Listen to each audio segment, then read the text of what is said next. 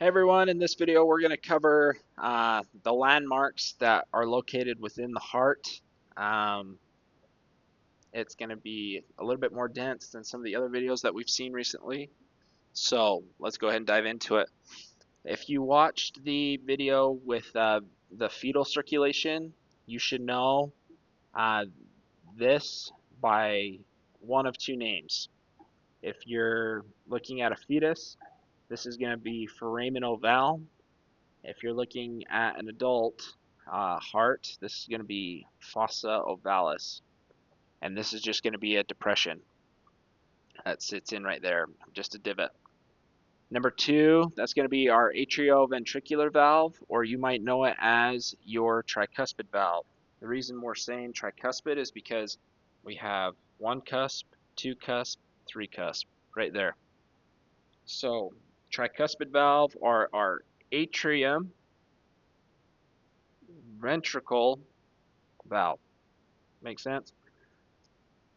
Um, since we're in this right atrium right here, let's go ahead and look at number 6. This is going to be your ostium of the coronary sinus. The blood flow that goes around the heart, you have a vein that runs on this backside. It fits in right here, and it fits on this backside and loops around, connects into your great cardiac vein. But this ostium of the coronary sinus, it's a hole. And that vein sits right there and pumps deoxygenated blood into this right atrium. As we go through it, we then come into the right ventricle where we have what's number 7. It is our chordae tendineae. They're basically connecting into those valve cusps, and when your heart beats, these muscles right here pull down on those chordae tendineae, pulling open those cusps, and then they come back and close. The reason that we have these cusps is to make sure that we can get that sufficient push through of that blood that's in there. Okay, to the next part. So 7, chordae tendineae. 8, that's going to be our semilunar valves, which is these right here, and they are also valve cusps. And then they come up into your pulmonary trunk, which then goes out to your pulmonary arteries. And your pulmonary arteries go out to your lungs. And oxygenated blood comes back through your pulmonary veins. And they get dropped off in this left atrium. The left atrium, very similar to the right atrium, just doesn't have fossa ovalis and that ostium of the coronary sinus. The blood will then go through your bicuspid valve, your mitral valve, or your left atrioventricular valve. All of those will work. Only has 2 cusps, which means it's only got a couple of chordae tendineae, again connecting to these muscles. Number 9, that's going to be your false chordae tendineae.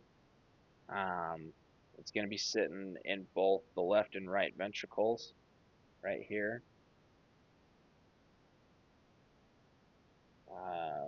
Number 4 is going to be your muscular interventricular septum. We learned in the brain that a septum is kind of like a wall, right? Septum pellucidum, if you remember where that's at.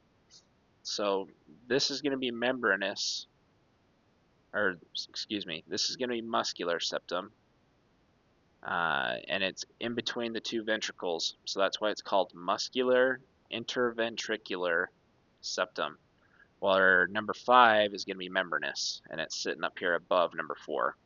So that one's going to be membranous interventricular septum.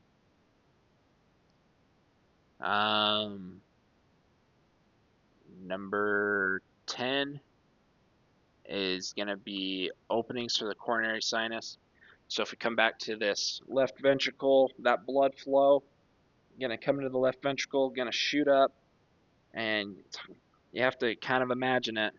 This section right here that I'm highlighting sits basically above where this blood is coming through. So this blood kind of goes underneath this bridge, up through your um, aorta semilunar valves, into your ascending aorta, and here we are, number 10, openings for the coronary arteries. You kind of have to draw those in. And we saw the coronary arteries when we talked about the pericardium in that video, and we'll talk about it in the next one as well. But that should be it for this one. If you remember in the fetus video, we talked about blood flow coming through and coming up into that pulmonary trunk straight into the aorta, right? So that would be ductus arteriosus in a fetus. But now that we're looking at an adult heart, it just leaves a ligament. It's called ligamentum arteriosum, right there between your pulmonary trunk and your aorta. So that's going to be it for this video. Hopefully that helps. Please like if the video helped. Leave a comment if it needs to be changed. We'll see you in the next one. All right, I just want to give credit where credit is due. These are the books and the resources I used for the videos. So first we have Essentials of Human Anatomy by Dr. Kurt Walker. We then have Essential Clinical Anatomy by Keith L. Moore and M.R. Auger and Arthur F. Daly. I also used Structure and Function of the Human Body by Mark Nilsson and Jamie Garbett. The last book I have is The Concise Book of Trigger Points by Simon Neil Asher. And then I used the app called Complete Anatomy. As you've seen from the videos, it's amazing. If you can afford it, I suggest it. It's such a useful tool when learning this stuff. So that's it. Have a good day.